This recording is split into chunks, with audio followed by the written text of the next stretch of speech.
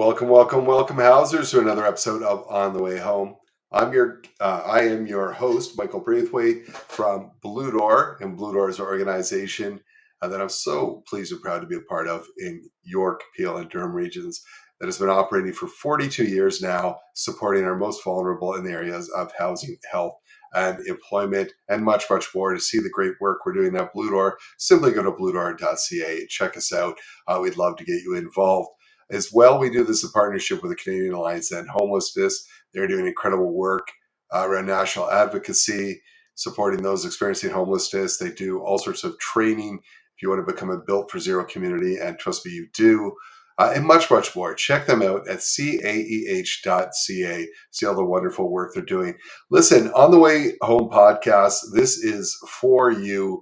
And so we want to hear from you. And if you have an idea around guests that should be on the show, or if you're saying, I've got a great idea around a solution to some of the challenges we face in ending homelessness and houselessness, we'd love to hear from you. Simply write to me, michael.b@bluedoor.ca. Let me know what you'd like to come on to talk about, or if you want to link us to someone who you think would make amazing guests. Maybe someone in a different part of the world is doing incredible work that we could share across Canada. And that's the whole idea of this podcast, is to share and say, here's some wonderful stuff that's happening, whether it be a research project, whether it be a new housing project, whether it's just something, it's someone with lived experience that really wants to go on to share their story so we can learn from them. We learn so much from lived experts. Anything like that, again, reach out to me at michael.b@bluedoor.ca. We would love to hear from you. We'd love to get your feedback on the show as well. Well, today we have a very special guest. We have Dr. Melanie Doucet. I talked about lived experience. Not only is she brilliant, and she has her PhD in social work, but Dr. Doucet came through the system. She's a lived expert, and around aging out of care and being in care. She brings that lens to it, and she's really focused. We talk about how important it is when you're writing policy and putting together policy to have people that have lived through it at the table. We often hear the phrase, nothing for us without us, and that applies. If you really want to know what to do, talk to the people that have lived it, like Dr. Doucet. And so we also talk about this work she's doing now. And she's really, through the work she's doing, through leading the Equitable Transitions to Adulthood and the Just Pandemic Recovery for Youth Care Project, alongside the National Council of Youth and Care Advocates. Through that work, they're really setting the bar of what should be in place for youth transitioning out of care to be successful. We talk how that came to be, what it's involved in, who the partners are. We talk about hopes for the future, what needs to happen next. It's a fascinating conversation. Listen, I worked and continue to work with youth experiencing homelessness, as so many have aged out of care into homelessness. And that's just not right. I mean, you think about that journey, what they've been through already. Not a fair process, and we need to do better and offer better supports for all youth aging out of care to be successful, just like any other youth moving forward. It's a great conversation. Dr. Doucet is brilliant. Love talking with her, and I've invited her back as she progresses on with the project. I hope you enjoy the conversation as much as I did. Let's go to that conversation. Very excited for our guest today. We have Dr. Doucet with us, Dr. Melanie Doucet. Melanie, thanks so much for joining us on the podcast today. Thank you so much for having me. Listen, Melanie is so good. Dr. Doucet is so good that this is the second time she's joined us due to errors on our end. So we appreciate you taking the time out of your busy schedule. But what this does mean is that, you kind of got a run through of the podcast already. So no pressure with this question. And that is, what does home mean to you? Home for me, it's more community and support network, family, chosen family, people in your life than a roof over your head. I think that stems from displacement in my childhood, where I moved around a lot. I was a foster kid all throughout my teenage years. I moved around, I think, 6 times in 4 years while I was in care, and that kind of followed me in my early adulthood years. It was a while before I was able to achieve housing stability. And it was really the people in my life at the time, and some of these people are still in my life today, that kept me stable emotionally and mentally, and kept me off the streets, to be quite honest with you. I always had a warm, place to crash, a couch to crash on. Uh, some of my friends would take me home with them for the holidays because I couldn't, go home and celebrate the holidays with my family. So I had really good people in my life that deeply cared about me and believed in me, and that makes a hell of a difference. And so I would say that's how I felt at home, and I continue to feel at home.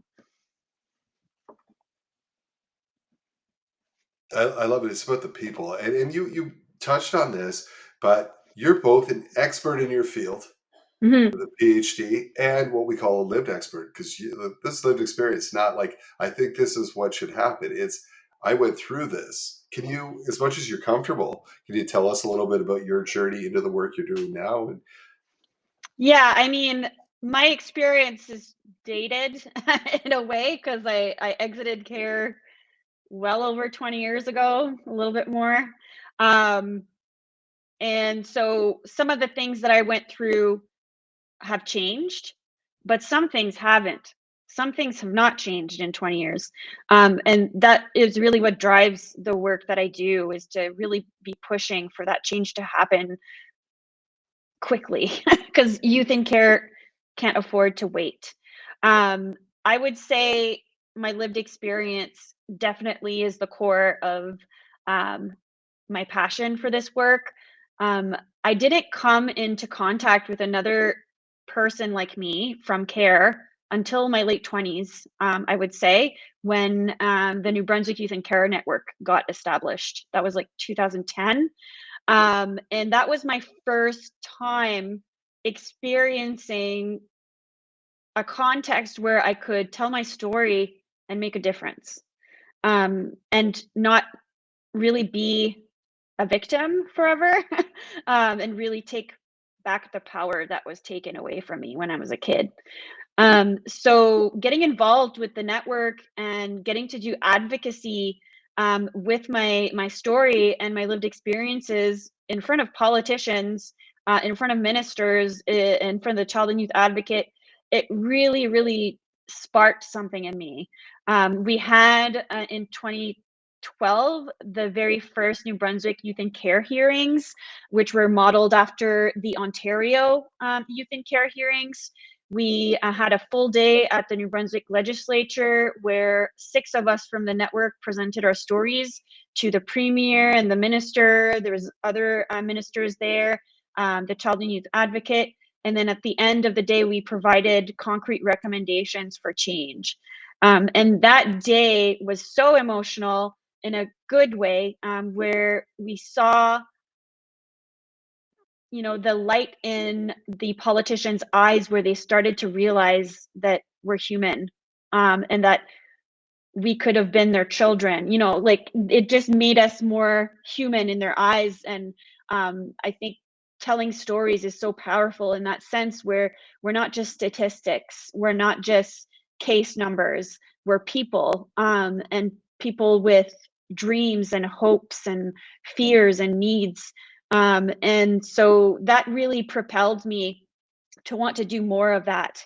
And so I think that was kind of the beginning of me wanting to pursue a PhD, where I was like, how can I do that as a career where I'm providing a platform for people like me, people who've lived through the system, are younger than me, and give them that platform to be able to turn their lives and their stories into something really powerful for change. So yeah, that's really what sparked my desire to pursue a PhD, which I moved to Montreal to do my PhD at the McGill School of Social Work in 2013. And I did, for my doctoral project, I did a community-based photo voice project, so using photography as a research tool. And I did it with 8 youth in the greater Vancouver area who had exited care in recent years. And we looked at the relationships that matter to young people from care, and how they can be supported in establishing those and sustaining them in a healthy way over the course of their lives. And then we did, at the end of the 12-week project, we did a photo exhibit in a community gallery. and we invited the media, politicians, child and youth advocate. There was over 100 people that showed up. It was really powerful. And yeah, I just love doing that kind of work. It just excites me. It's such a, I think it gives so many people so much hope, right? I mean, you did not take a traditional path of having, for many people who have this, supportive family through education to client. And can you listen, listeners know, and many that we've had on the show, to get a PhD. I mean, I mean, it is a long journey. It is hard work. You did that without a lot of the traditional support. How important is it when we're creating policy to have voices like yours or the voices of lived experts and those with lived experience at the table? It's vital. In my opinion, a policy shouldn't be implemented without it. Like, because then you're missing a whole like part of the picture.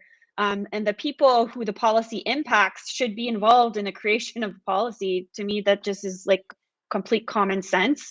Um, but it's not traditionally part of the process. So I think that needs to change.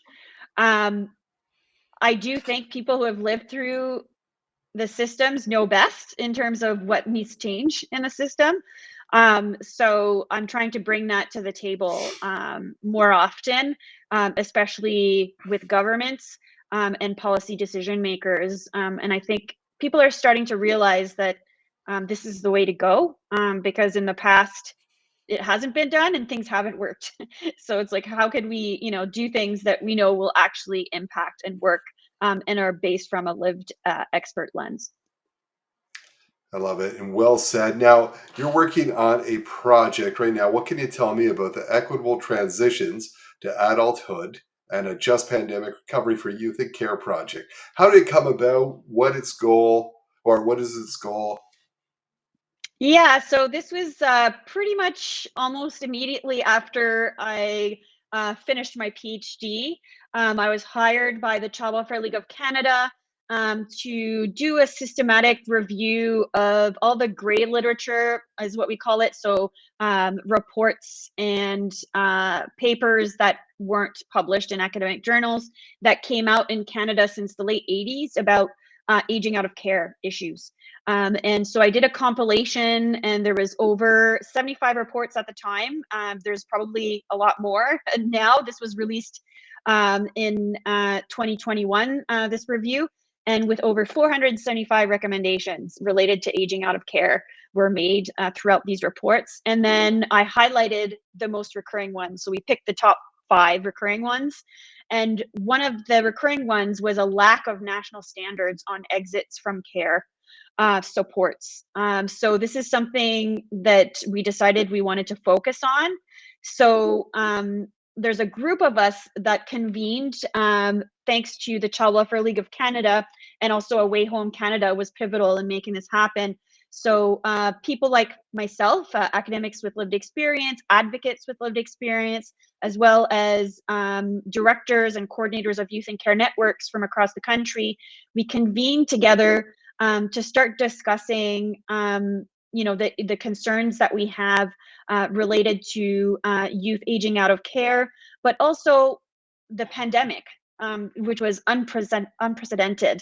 We were really concerned that youth were having to age out as usual in a very unusual and dangerous time.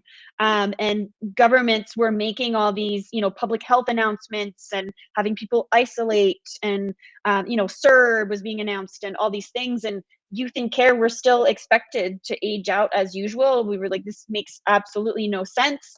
Where are they going to go? A lot of them end up on the street, and that puts them even more at risk. We didn't have a vaccine at that time. And so we were really concerned. And so we mobilized as a council, as a national council, to advocate for moratoriums on aging out of care during the pandemic. And this was very beginning of the pandemic, March 2020, that we decided to mobilize to do that. And we were successful in getting quite a few provinces and territories to issue moratoriums or emergency measures. So once we were successful in that, we were like, okay, what happens when those expire? What happens when the pandemic ends? We didn't know when it was going to end at the time. But we were like, what happens then? Because emergency measures and moratoriums are temporary. And do we return back to the way things were before the pandemic? Because we know that's not working. And the systematic review that I was doing was showcasing that there had been multiple reports, many recommendations, but nothing concrete had really happened. And so we wanted to focus on longer term solutions, so that we could have meaningful systemic change happen. For transitions to adulthood. And so that's really where that all started. And we decided to focus on national standards because that was one of the recurring recommendations that was coming out of all these reports. And so I looked at the literature as an academic who just finished her PhD on aging out of care issues. I wrote a gigantic literature review chapter and my thesis on it. So we looked at the literature and we came up with the 8 transition to adulthood pillars that you see outlined in the Equitable Standards report. And from there, we held validation sessions across the country through our national council members with youth who were either still in care at the time or had recently exited care. And they added to the framework. So they added all the key supports under the pillars that they felt that they needed to thrive. So not just, barely surviving. Really, it's about creating conditions where young people from care are able to experience similar outcomes to their peers who aren't in care. So that's really about, elevating the bar much higher. Actually, there is no bar. So it's setting a bar and then over time, elevating it to a point where we are providing equitable supports to young people from care where every young person that exits care gets to obtain a high school diploma or equivalent. That's currently not the case. It's like less than 50% that actually graduate high school compared to over 90% of their peers in the general population. So we need to really elevate young people from care to that same status. And in order to do that, we have to provide much more supports and continuous care beyond the age of majority. And that's what we're advocating for. I mean, when you're battling through trauma, precarious housing, you're not surrounded by the people that are supposed to love you most in this world who have not. And try battling through all that, and then compete at the same level. You need those support, absolutely, right? Like those supports have to be there. I don't think much surprises you as a lived expert too, but going through this, were there any surprises as you did the research? Anything that jumped out that you thought, oh, I didn't think it would? Well, I just think it was surprising to me that, there'd been so many reports coming out since the late 80s, but nothing really concrete coming to fruition. It's like all these reports just kind of collecting dust somewhere. And to me, that I felt that was very frustrating. It's like people have been, saying the same thing over and over again for, well over 2 decades. How do we make it so that it's undeniable and also actionable? So let's present Love it. solutions. Let's not suggest anymore. You know, let's present solutions and concrete actions in a step-by-step manner that can be taken by any key stakeholder who works with young people in and from care, whether it's a government or a community organization or a university, a college, that really brings people to the table and gets them to self-assess and self-reflect from a lived experience lens. And so that's really what the Equitable Standards is all about. It's about presenting solutions and a roadmap to significant and meaningful systemic change from a lived experience centered lens. So really about meeting young people where they're at instead of young people meeting systems where they're at, which tends to be the case right now. Beautiful. So, what are next steps? We got this here. I couldn't agree more in the sense that we do so many reports and we pull this out, we put people through the trauma of getting their information, whatever, and then we put it on the shelf and then we do it again another couple of years later, right? Like, and not to, it's not the same, but we had in York region, we had one big research thing that showed that 2S LGBTQ plus youth did not feel safe in the emergency housing that we had, right? So that went perfect, good to know. And then Dr. Alex Abramovich came and did another research piece, and it told us more and more in depth. And I thought, so what is the purpose? So Blue Door, we just said enough's enough. We'll figure it out. Set up the housing, right? Like, how many reports do we need before it's actionable, to your words? So what are next steps to make this actual? What are you hoping for? What's going to happen? Yeah. So we're currently piloting the Equitable Standards evaluation model. So that was released in the fall of 2022. And it's basically a Likert scale fidelity assessment to the Equitable Standards, and really entails a baseline assessment from any organization or ministry that works with young people in and from care to assess where they're currently at in their supports and policies and programs and meeting the equitable standards, and where do they need to go in order to get there. So we're currently piloting this evaluation model over 2023, 2024.